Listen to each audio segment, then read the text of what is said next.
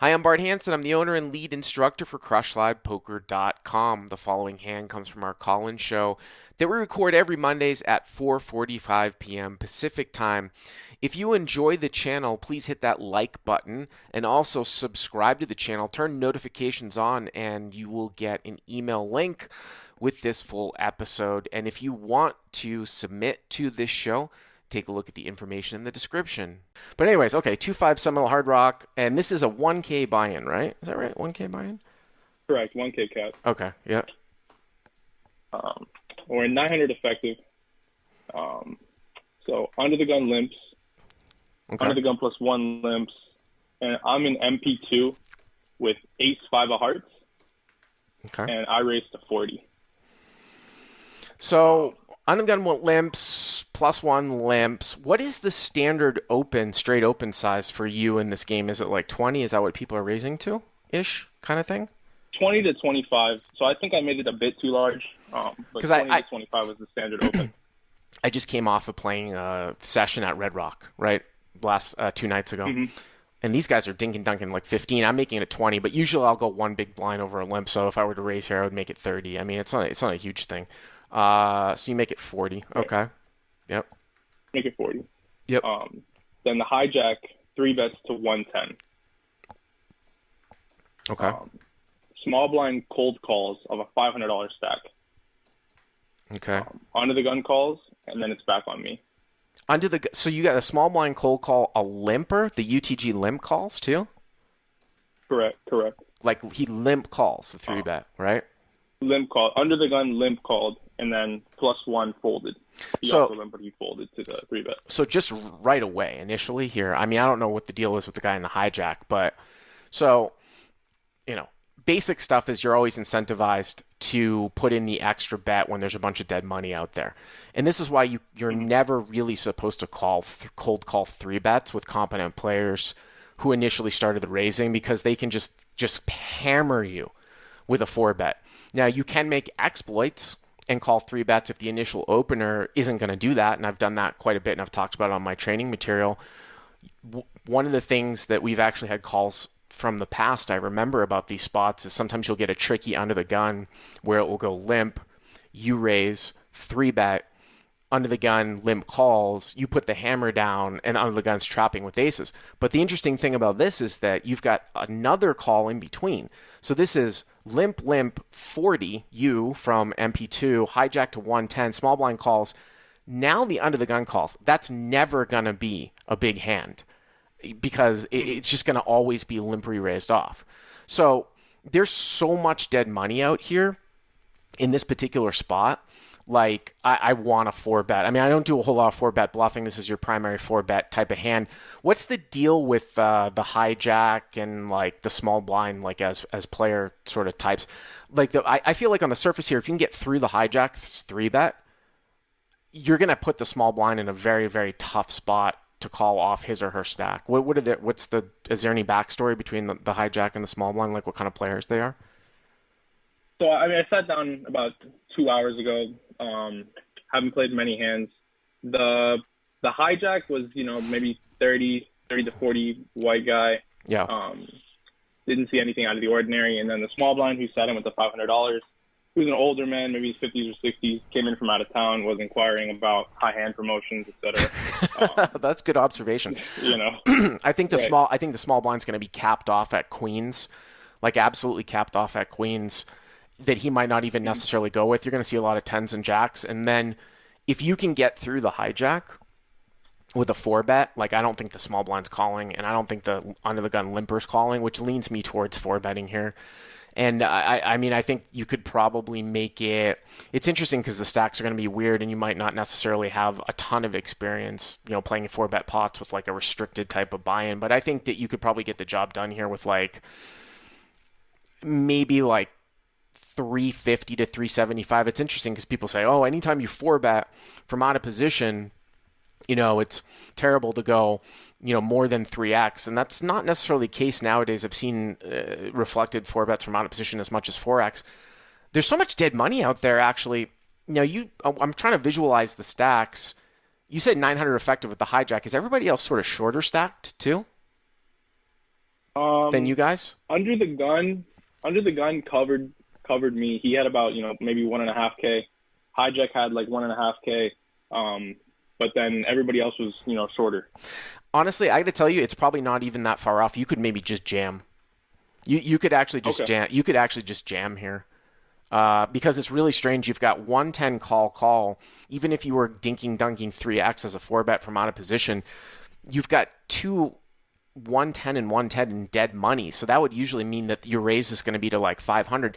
Remember, because you can get pot stuck here. Because if you make it 375 and a guy jams on you, it's going to be very difficult for you to fold anyways. You've already put in half your stack. So when you get into a situation, again, in theory, where you're going to raise an amount that you can't fold with, then you're usually in theory supposed to jam because there isn't going to be a bluffing frequency coming back from the other player. So it's not even that out of the realm of possibility here to really jam. Now, if someone want to say, well, Bart, you could just make it 400 and then call off because you're going to be getting pot odds, but 400 will get more fold equity than a jam. I mean, I guess you could make that case. And I have exploitively actually like multi-bet scenarios like with aces and kings smaller. Like if you had aces here, I'd probably make it like 325. Yeah, as a huge sort of unsound theory exploit because it's the way to win the most amount of money. But in theory, you're not supposed to cross that cusp where you're committed to the pot. So I actually think that you could probably just jam. You don't have to. It's probably not giving up that much. It sounds like you probably just called if you're calling in this hand, but that's sort of my take on this. Did you just call? I just called. Okay. My question was, if pre-flop, I'm probably incentivized to four bet because of the dead money. But, Yeah. So you're saying at a pretty high frequency, I can four bet there with the two calls in between. Absolutely. Absolutely. And I think that Okay. jamming, I mean, again, it's just a situation where you're committed basically if you make it 400. You're going to be getting over 2.5 to 1. And I don't think I'm going to fold there with ace 5 suited because you're going to have equity against like kings, queens. So, what's the line that gives you the most fold equity? Is it to make it 400 or is it to jam? And because sometimes people will like construe when you jam as being a lot of ace king and they'll find a call with like queens or jacks. Whereas if you made it like 375, they might just fold. So that's like I said, the theory behind it is you're supposed to jam, but depending on what you want to get done. But you make the call, so it's 1, 2, 3, 4 ways here in a 3-bet pot. Is that right? Four ways. Okay. Four ways. Yeah. 440, 450 in the pot. Yep. Flop is jack of hearts, 10 of hearts, 3 of clubs. All right. So you flop the nut flush draw here, right? Right. Yep. And it checks around. So small blind checks, limper checks, you check, and hijack checks. Correct. Okay. Onto the turn. The turn is the queen of clubs. By the way, I don't think that the hijack. First of all, the hijack's not going to have jacks and tens here, and I think at this level, like he's just going to bet off aces, kings, queens. So if he's got a legitimate type of range, it's going to be a lot of ace king. Like if I'm in the hijack spot Right. here and I check this back, I'm going to have ace king or ace queen a ton here in the spot. Which is what I thought all day. Yeah. When he checks back there, Yeah. exactly what you said. So yeah, turns queen of clubs. Small blind checks, under the gun checks. Now it's on to me, and I kind of got lost at this point. I bet 220. Looking back, I don't think that's necessarily the right play, but I bet 220 half pot. Well, just to go back, trying to do linear hand reading because I said this guy looks like he's got ace king a lot, right? And you said I agree. Right. So why would we bet into ace At king this here on point. the turn? At this point, I agree. When I was in the hand, I definitely got Okay. lost, and I thought that he could be checking back top set sometimes, which necessarily, doesn't even make it a good bet. But like I said, I definitely got lost at this point. No, I get it. No, I totally, I get it. I get it for sure. But I would definitely check here. I would check and then probably just try to take your equity, really. You know what I mean? Mm-hmm. Okay, so you bet I got 220. Mm-hmm. I bet 220, and then the pre-flop 3-better raises to 600. Okay. So on the small blind now, the small blind jams for 380 total, and the under the gun folds. All right, so you got a math problem here. So, I mean, really, the Right. hijack should have a lot of ace kings here. He really should. I mean, it's Hmm. one thing where a guy might make a move on one player, but he's got two other players in the hand here, too. I mean, it would be like just pure suicide, I feel like, to like rate, like, say he has ace five here, right? Like, put Hmm. yourself in his shoes, and let's say he has a bluff. He has got ace five or ace six or ace four. Is he going to really raise the turn? You know, you did say that there were backdoor clubs that came in. I mean, I guess you could make this play with like a backdoor nut flush draw. But if he didn't have Hmm. that, it just seems like pure suicide for him to do that with this many people in the hand. I mean, it legitimately looks like he's got a real hand here. Now, the issue for you is that you bet 220 and a 450, that's 670. Hijack to 600, that's 1270. Small blind in, all in for 380, that's like almost 1600. So it looks like the pot is what, 380 for 1600, and you have some money behind? Is that right? Yeah, it's about my math was like 1650. But 1650? 1600, 1650. Um, 1650, 380 to call, and how much do you have behind? I have 190 behind if I call the 380.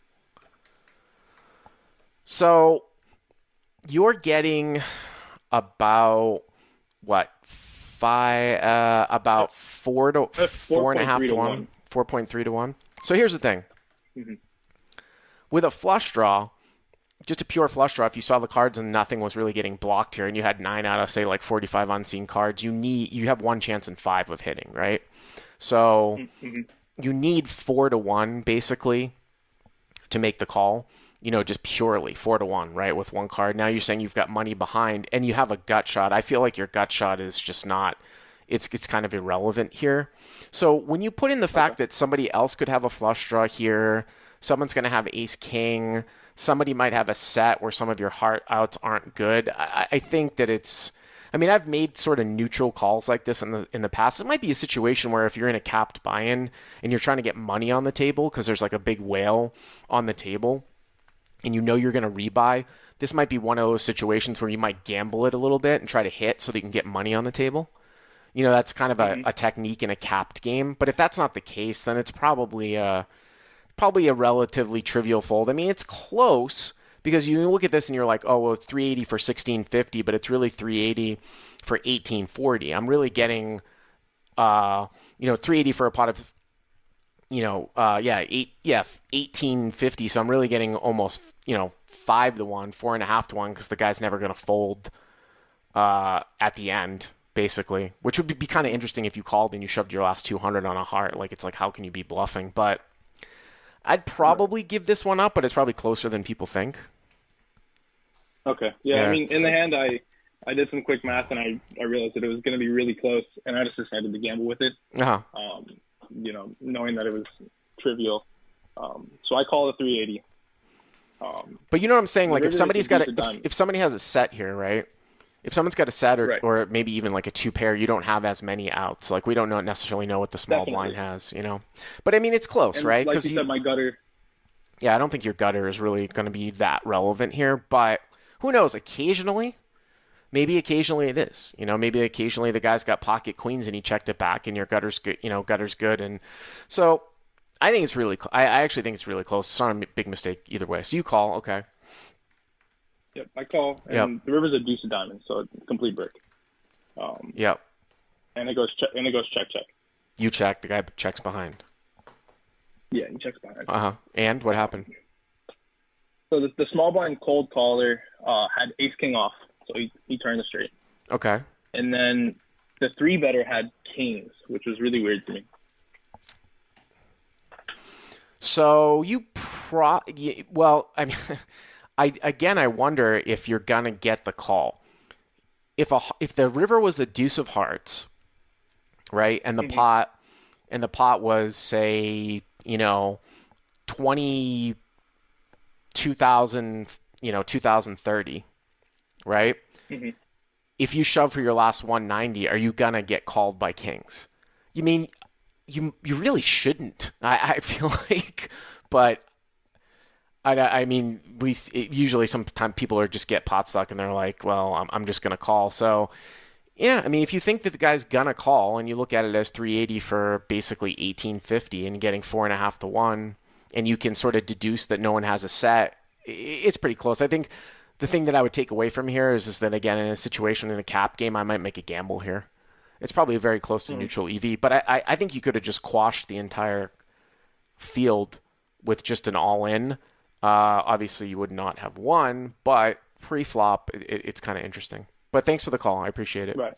Hey guys, if you like what you've seen here, please click on the subscribe button and you'll get notified every time we put up a new video. And if you want to check out crushlivepoker.com for the first month free, use the code YTA200. Click on the link right there.